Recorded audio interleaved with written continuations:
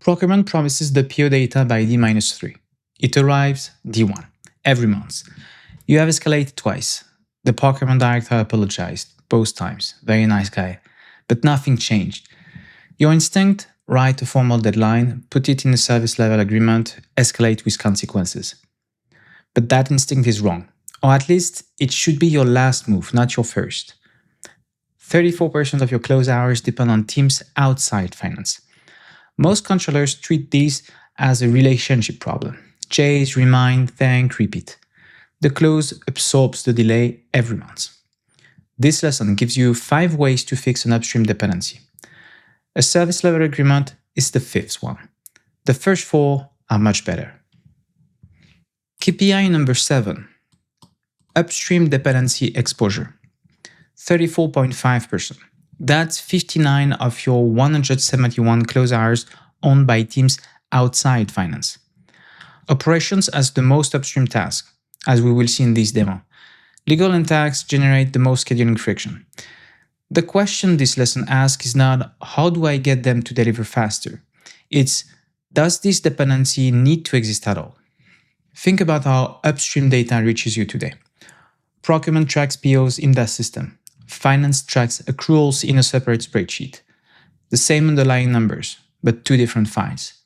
How many of your upstream dependencies exist because 2 teams maintain separate versions of the same data? 5 fixes in the order you should try them. First one, pull it yourself. Get direct system access. Eliminate the handoff entirely. Second, build a shared artifact. 1 report for 2 audiences. What I call speaking one language. Co-own the report. Third, standardize the input. Lock the format so the handoff is error-proof. Fourth, restructure around the timing. If the data cannot arrive when you want it, move your task instead. And the last, 5th, formalize with an SLA, a service level agreement. Only for judgment calls where a human must decide on the deadline. What we're going to see here walks you through 3 tasks from your track sheet and matches each one to the right fix. Let's go to column P. 127 tasks. Filter out finance. You see every task where your close speed depends on someone else.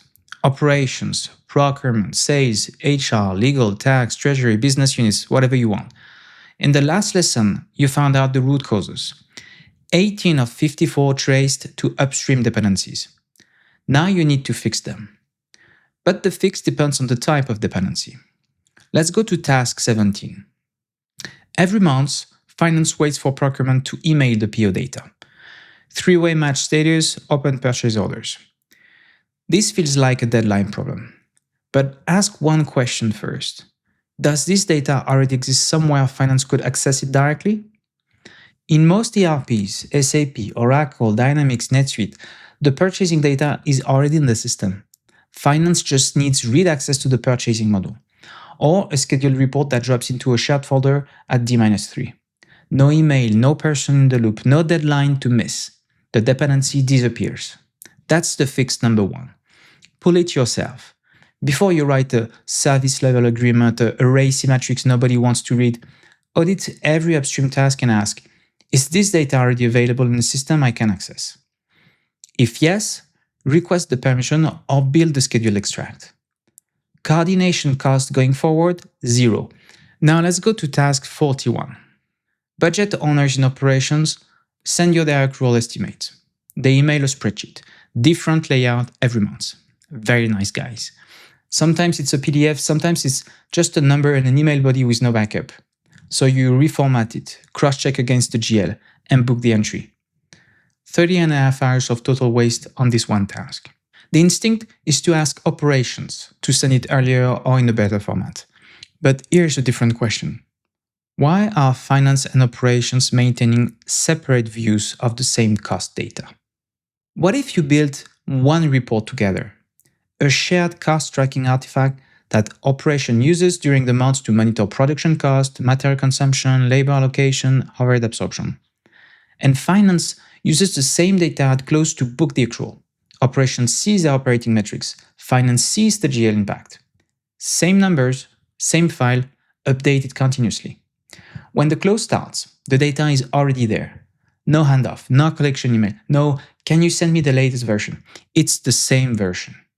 That's what I mean by speaking one language. Finance stops being the department that asks for data and starts being the department that connects the data.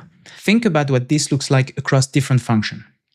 A commercial funnel report where sales tracks pipeline conversion, lead to opportunity, opportunity to close deal.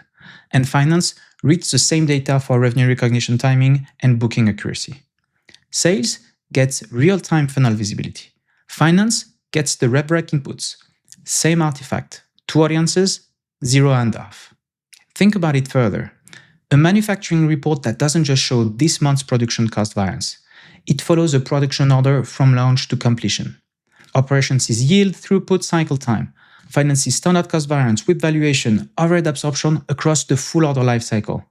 When finance needs the monthly accrual, it's already sitting in the report operations has been updating all along. And even further for big organizations. A shared services bridge that gives the service center their operational metrics, ticket volume, SLA compliance, cost per transaction, and gives finance the intercompany allocations and records quality data in one place. Both teams stop maintaining separate trackers. One artifact replaces 2. The fix number 2 is the highest value move on this list. But it also takes the most effort. You're looking at a few months to build the shared artifact, get the buy-in from the other team, and prove it works through a full close cycle. But once it's running, the dependency is gone permanently. And something bigger changes. Finance is no longer the department that chases data. You become the department that connects the organization, not just data. That's where team actually means something. When you're building something together, not passing deliverables back and forth. Now, even before the service level agreement, the RACI metrics, 2 fixes that sit between co-owning and formalizing. The fix number 3 is about standardizing the input. Where you still need a handoff, for instance, for critical data like HR payroll summary, task quarterly VAT data, build the template yourself. Log the structure, validate the fields with drop-down selections, map to your GL codes. The upstream team fills it in. It's less work for them because they stop guessing what finance wants, which cost center, what blah blah blah. 0 reformatting for you. It's called Pokayoke. That's what we saw in lesson 3. It's error-proofing at the source, but here applied to cross-functional handoffs. Now the fix number 4 is restructure around the timing. If tax cannot finalize VAT before invoices post, okay, don't fight the calendar. Split the task. Estimate now, true up later. Book the accrual using last month's data as a baseline. Then adjust when the final numbers arrive. That's what we call continuous close thinking, and we saw it in lesson 5. Now let's go to task 117. Legal's litigation provision estimate. 30 hours of total waste. Can you pull this from a system? No. It requires a lawyer's judgment on probability and exposure. Okay. Can you build a shared artifact? Not for this. Each case is unique and only legal can assess the outcome. Okay. Can we standardize the format? We can still give legal a template, but the bottleneck is the decision, not the format. Okay. Can you restructure the timing? Limited, because the case developments happen when they happen. This is where an SLA belongs, a service level agreement. It must have 4 elements. What data? Here, the provision estimate by matter with probability rating. What format? The template finance provides, not a free text email. What deadline? Day plus 2 by noon. What happens if it's late? Finance must book the prior quarter estimate and flags it as unchanged. Legal can correct the estimate through D3. Or we post as is. That last element, the escalation clause, is what makes a service agreement more than a polite request. Finance as a fallback, legal as a consequence. The clause doesn't wait. But notice, this fix only works for judgment dependencies. For everything else, there is a better option higher on the list. So let's take this concrete, because here is the trap. Let's go back to task 17. PO data from procurement. You run the numbers from the tracker. 1 hour of transport waste per close. The procurement manager's time cost is $100 an hour. That's $100 a month. But that's just the direct handoff cost. Downstream, task 53 can start until the PO data arrives. It's 3 hours of waiting waste. Staff accountant is at $60 an hour, another $180 a month. The total impact of one late upstream delivery here is $280 a month. And for the year, that's $3,360. So you build a business case, you present it to the procurement director, you negotiate a D-3 deadline, you write the escalation clause, you sign the agreement, you feel productive. The problem is solved. Except the data was in the ERP the whole time. You could have requested read access in a single IT ticket. Instead, you formalized a monthly handoff that shouldn't exist. A service agreement that needs monitoring, escalation conversations, quarterly reviews, all for a problem you could have eliminated permanently, easily. That's the eliminate trap. Now consider the other direction. Task 41. Operations. The close lead who works into operations with a service level agreement draft gets a negotiation. Maybe they get a deadline. Maybe operation agrees and then misses it anyway because accrual estimates are not their priority. But the close lead who walks in with a shared report prototype. Here is something that would save both our teams time. This guy gets a partner. Not compliance, partnership. The first fix manages the symptom. The other solution here removes it. Run every upstream task through the 5 fixes in order. Eliminate, co-own, standardize, restructure, or formalize. Most teams skip straight to number 5 because service level agreement, RACI matrix feels like action. But the first 4 are quieter, but they also make the problem disappear. They are better.